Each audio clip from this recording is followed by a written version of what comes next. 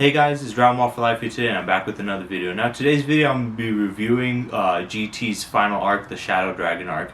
Now, this is the end of GT and my review of GT as a whole, though I will be making, a review on the entire series of GT tomorrow. I'll be talking about the entire series and what I feel about it. I'll also be dropping out the power scaling video on GT and how powerful are the characters, and talking about my last video where I compared GT versus Super in terms of power, and I said Super is stronger. So I'm going to be talking more about how powerful GT is after rewatching it and gathering some information. But let's get into this review. The Shadow Dragon arc is, like I said, since it's the final arc, it should go out with a bang. So this should be the highlight of the series. So not only am I going to be talking about the end of this arc, but also the end of the series. Now, this arc was kind of starting off a little bit towards the end of the Super 17 arc. When the Super 17 arc happened, and the entire world was all messed up because of the tampering with Hell. Basically messed up everything, and in doing so, these guys had to fix it. So they went to gather Dragon Balls and summon Shenron. Now, we saw while this was happening, there was cracks forming on the Dragon Balls, and these cracks later on was shown to us. It was like the negative energy from all the wishes that were used upon these Dragon Balls, and that after a while, when it accumulates too much negative energy, it turns, it starts to crack and break and stuff. And they explained this, and this is a concept that was, I guess, hinted at a little bit in Dragon Ball Z with the older Supreme Kai telling Goku and them, you can't just use it for whatever reasons you want and stuff. There's repercussions and this and that. And this led to being a big major thing in GT. And a lot of people praise this, concept. This is one of the other reasons that a lot of people say that they had good ideas but bad execution. So they like the idea of that because one, it harps back on something that was stated prior. Two, it makes the Dragon Balls unable to be used. So doing so makes it more harder for them to, beat the situation, which will cause tension. And on top of it, it will actually have death have a meaning or whatever. And the other reason is because people want to see something like a cool, unique story, which is quite unique. Now, personally, for my opinions on that, I will get onto that a little bit later on what I thought about that idea. But yeah, after this, it jump-started the entire fight. So now they're at a point where the Earth is pretty much damaged from the last arc, and in this arc, also continue on because of the last arc. And now they have to fix the problem, but there's another problem on top of it, and now the world's getting even worse. There's a black cloud around it, and it's because these 7 dragons that came out, these other Shenrons, and they're causing havoc and destruction everywhere. And they did explain, why this was happening. They stated it was supposed to be, these Dragon Balls are only supposed to be found like once each hundreds of years, so it's supposed to use separate, like very, spread out the wishes. But these guys, once Bulma made the radar and Goku was, had his abilities to his superhuman abilities, they were able to get the Dragon Balls very frequently and use it, and normally it would just disperse that energy that would build up, but this time it would build it up too much and it broke and stuff.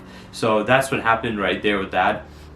And then they go on and fight all these other Shadow Dragons and save these towns and stuff. Obviously, towards the ending, when Sin Shenron comes in, that's when it's very, very big problem, because early on when we were dealing with the other Shenrons, it was only one episode that needed to be dealt with, or 2 for a couple other ones. But when it came to Sin Shenron and maybe a little bit of Nova Shenron,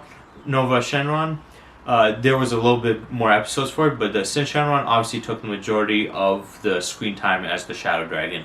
If I'm being honest, the first half of this arc was kind of lackluster. I mean, majority of the Shenrons were kind of pathetic.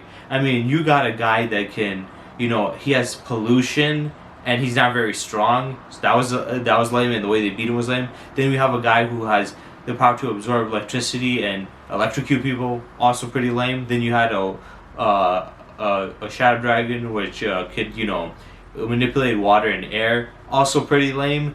Then we got to this giant armadillo one, which it just digs up, and that one actually lasted for 2 episodes, which I don't think it should have. This creature did not look very powerful, so it lasted for 2 episodes for that. Then we get to the actual good ones like Sin and Nova, and then we get to Nova Shenron, and he obviously has the ability to fire and heat, and he's as hot as the surface of the sun, or hotter they say. So he's super hot, and Goku at this point, the entire fight, he's mostly just running away from him until he gets Super Saiyan 4. Then we get a little bit of a back and forth fight.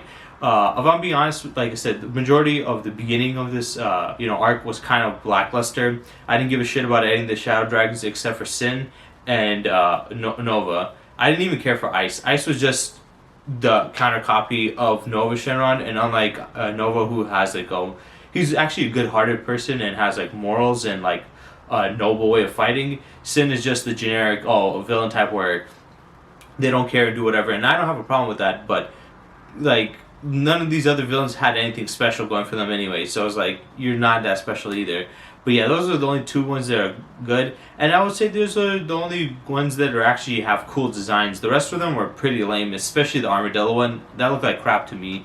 But yeah, that wasn't that great. The fight between Nova wasn't really that great until he went Super Saiyan 4, but even then, once they got Ice to jump in, it was kind of lame because now we just have Goku frozen for quite a while and having to talk, and then him getting blinded, and I don't know why they went with that direction with making him blinded for majority of the fight. That was kind of dumb too. So yeah, they basically, most of the fights were kind of lame. I think the fights only got really, really good once the Sin jumped in, and then they got into a fight with him, and then Vegeta comes in, which also, one of the biggest gripes I had with this show was the fact that we didn't see enough of Vegeta. We didn't see him in any of those other arcs. The only real arc that we saw fully Vegeta and do something was this arc, the final arc of the series, which is kind of sucks that we had to wait until the complete ass end of the story to see him. But not only that did he show up there, but he didn't even show up early on in that arc. He only showed up towards the ending. I think I counted it. I think it was like around 6 or 5 episodes left of this arc is when maybe more than 6 or 5, maybe like around 8 or even 9 at most, is when he showed up. He showed up towards the ending when Goku was already fighting against Sin Shenron, and Sin Shenron turned into Omega, or was going to turn into Omega, I think. So Vegeta barely had any screen time. He, in this entire show, only showed up really for the final arc, and in the final arc, he was only there for towards the end of that too. So I didn't really like that. They didn't show any other characters. Tien wasn't there. Yamcha was, I don't know. But like, the only people that they showed there in the battlefield was Vegeta, Goku, Pan, Chi-Chi, Bulma, Trunks, Videl, and Gohan. Those were the only ones that were there. The rest of his friends were off somewhere else. Master Roshi and Krillin were not even near that place at all. So that was like weird to me. But yeah, it was just those guys, and then they jumped in the fray. They got their ass beat.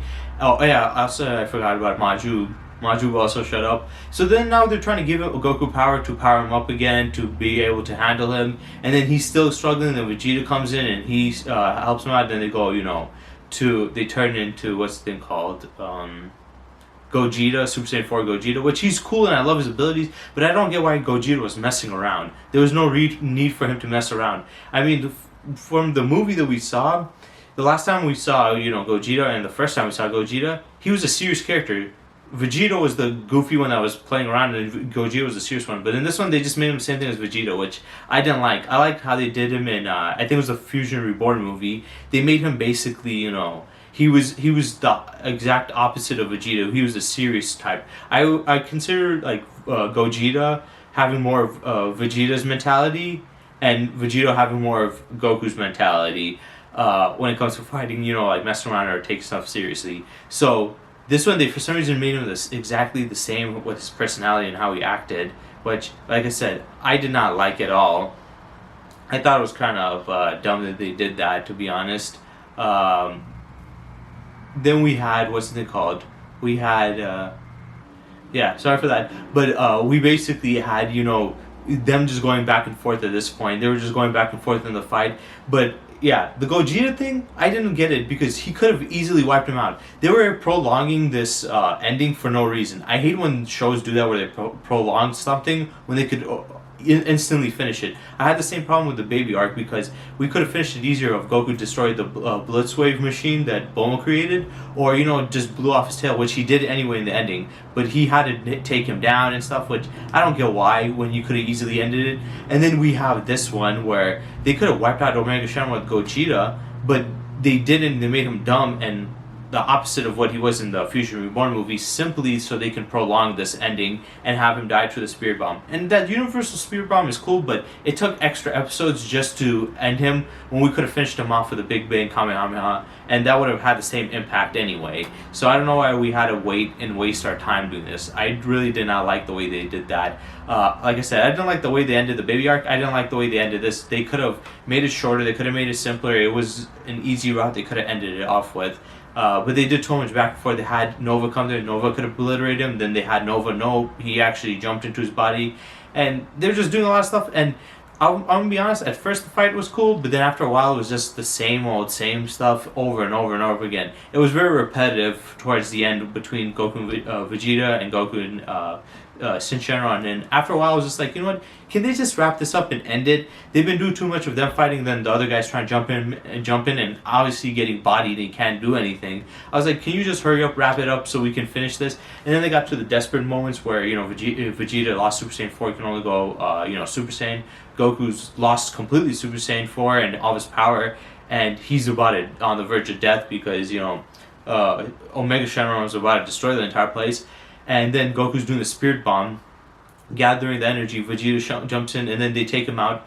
And that was basically the end of the fight itself. Now going on to the final of the series itself. A lot of people like the finale of the series. Personally, for me, it's weird because I do get why people like it. I feel it's cool that, you have an actual definitive ending to the story, and you see Goku become this like immortal kind of being, and then you see Shenron doing his own thing and leaving. But a lot of it didn't really make sense to me, and I just didn't like a lot of the stuff from it. I know people love the ending. I think the ending was good, but there's some stuff that I don't like. One, where the hell is Shenron going? Like, where can he leave?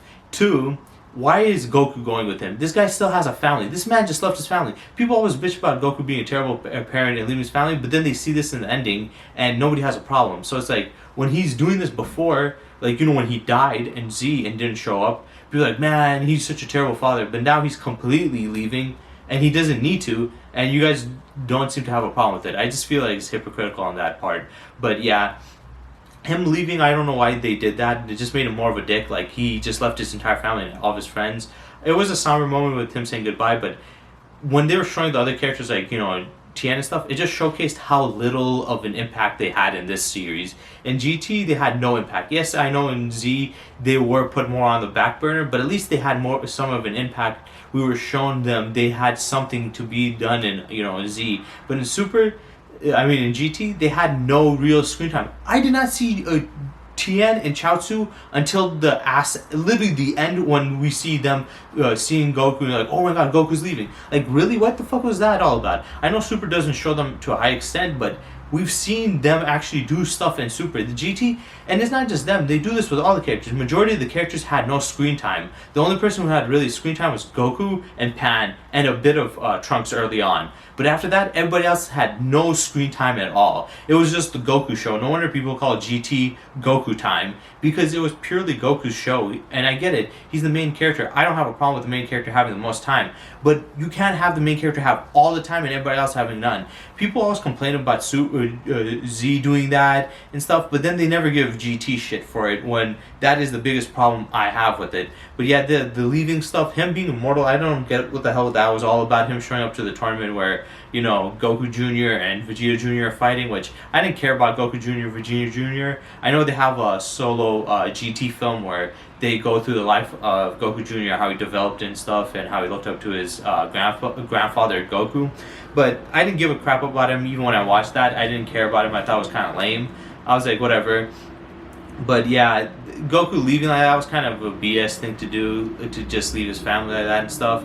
Also, Shenron leaving, like, where the hell are you leaving? So yeah, this arc, I'll get into what I thought about this arc as a whole, but I do want to talk about the concept of the Dragon Balls and the cracking. I can see why people like it. Personally, I just don't like it.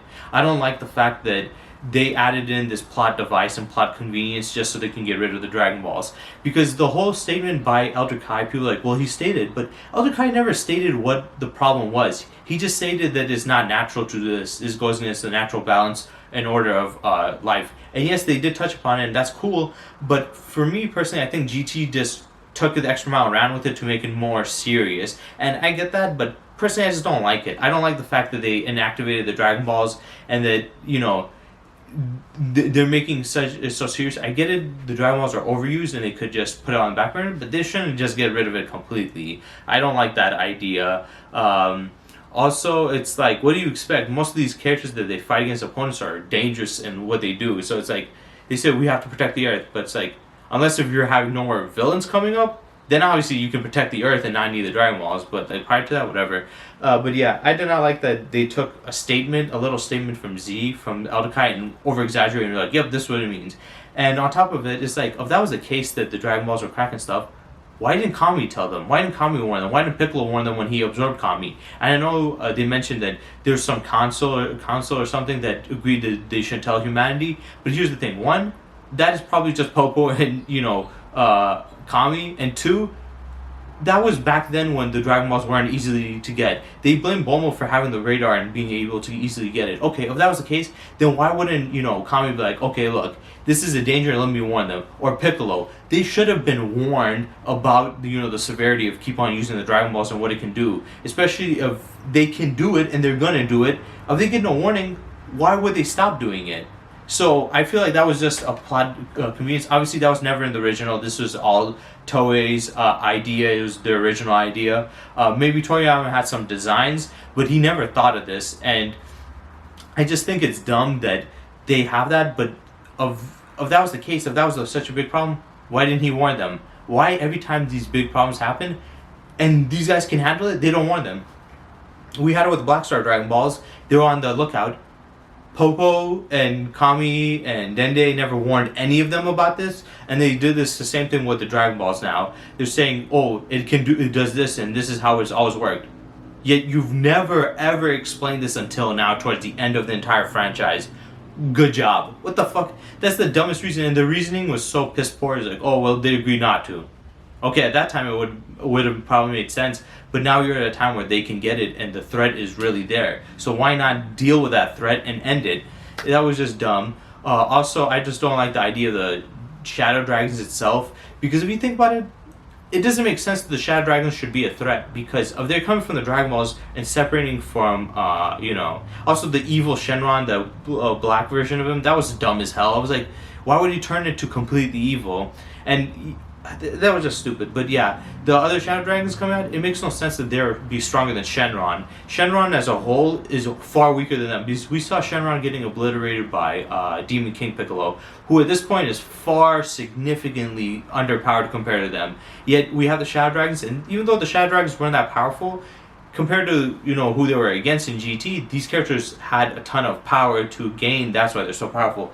But each one of them is way more powerful than Shenron. So it's like, how do you get these characters that powerful? Like Sin Shenron. How do you get a character like Sin Shenron who's that much more powerful than Shenron himself? It makes no sense that such powerful creatures would come from such a weak being, and then having these beings, majority of them just be fodder characters. If they really cared about this, they would have made at least some of them be more unique. But they were really fodder that just getting blown past anyway. So yeah, I don't get the why he didn't warn them about it.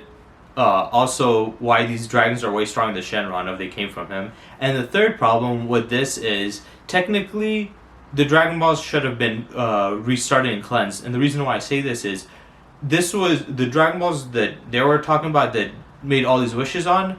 Those were literally prior to Kami's fusion with Piccolo. And when he fused, what happened? It deactivated the Dragon Balls. So when they got Dende to do work on the Dragon Balls, guess what he did? He created new Dragon Balls. That's why they have more wishes. That's why they're more powerful. So yeah, technically the Dragon Balls should have been reset, because if you think about it, the Dragon Balls that had all that negative energy building up would have been the ones that were Kami's Dragon Balls. But once when he fused with Piccolo, they went inactive. And then when Dende came in, he made the Dragon Balls new and made them have all these get rid of all these limitations. So technically, that should have reset all the damage or all the wishes that had been done through Kami's timeline, and the only ones that should have accumulated were when Dende was around. And there would be a decent amount, but I wouldn't say enough for them to break out. Also, this concept is just,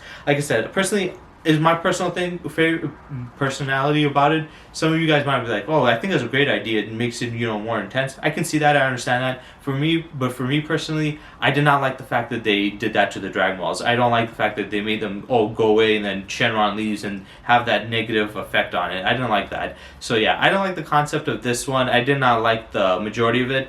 I would say, for the most part, and this is gonna be my whole stat review on this arc. The concept decently read and well, though there are some holes in it, but I can give that a free pass. I can see why people like this concept. Personally, I just don't. Majority of the fights was lame. Like, most of the characters, what's the point of doing this and having 7 enemies that they have to defeat? Of only 2 or 3 of them are actually matter. Well, actually 2, because Nova was actually powerful, but Ice was weak as hell. Goku just punched a hole through him easily. If he wasn't dirty and did the scratch his eye thing, he wouldn't have stood no chance. And he didn't. He begged and he had to do a dirty move. But yeah, majority of them were trash, so most of the episodes were just like, it felt like filler. It felt like you were watching filler and I just wanted to skip it. The only parts that really mattered was the final fight. And even though the final fight was a lot shorter, it still felt too long towards the ending. They felt like they were dragging along, and there was no reason for them to have Goku go, use the Spirit Bomb to defeat him when they could have just beat him with Gogeta. I felt like that was just a cop-out just to say, no, let's have it this way. I also don't like how Vegeta had to come in completely towards the ending and he didn't do anything. Also, I really hate the fact that Vegeta was willing to let Bulma use a machine to give him this extra power. In any other, if you look in any other form of, if you saw Z or even Super, Vegeta would never ever do something like that. That is pathetic to him. That's cowardice. The fact for him to allow something to help him out, to give him that power. In Super, they handled it better. In Z, Vegeta was like, I don't want to train with nobody. I just want pure power through my own self. In Super, he learned that he can't just act that way. So to fix it up, he was willing to be let himself be trained under somebody, because Goku allowed himself to be trained under other people, and that's where he got his power from.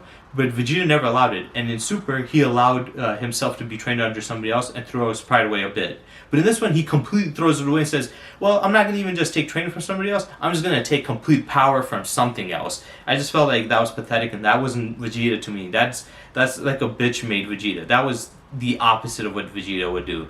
But yeah, I think this arc as a whole had some good parts, was definitely better than the last one, but it wasn't that great. I'll give like a decent rating, like a C minus or a C or C plus. Yeah. So the first arc would definitely give I would give like a D, or I'll give it an F. I'll give the first arc an F. The second arc, the baby one, I'll give it a B minus.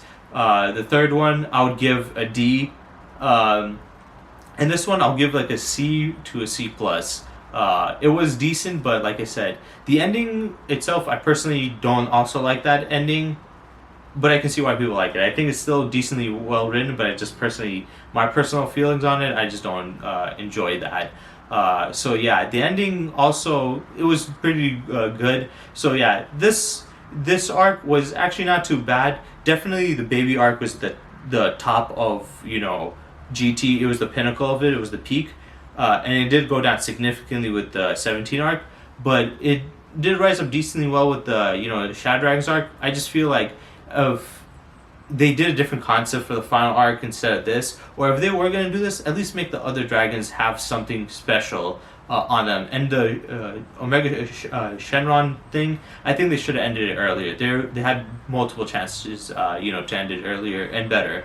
But yeah, that's it for this video, guys. I hope you guys enjoyed. That's the end of my review of each arc. Like I said, I'll be reviewing the show as a whole. So there's some stuff I didn't talk about throughout these reviews because I don't want to make it too long. And the final review, I don't know how long it will be. It'll probably be a long video, but I'm gonna go over all the stuff that I haven't talked about throughout these videos. So I'll probably have to watch these videos on my own to see what stuff that I missed and exclude out, so I can mention in that video, because I really want to go through this whole series as a whole and what I think about it, and I don't want to, I don't want to leave anything out, and I don't want you guys to have like an incomplete review on this, because I really I'm very opinionated on GT and the direction it goes at, because I have talked a lot of about Super and what I hate about Super and my problems with Super, and not only just Super but modern day Dragon Ball. So to talk about something that was in the past, like GT, which I've said some negative stuff,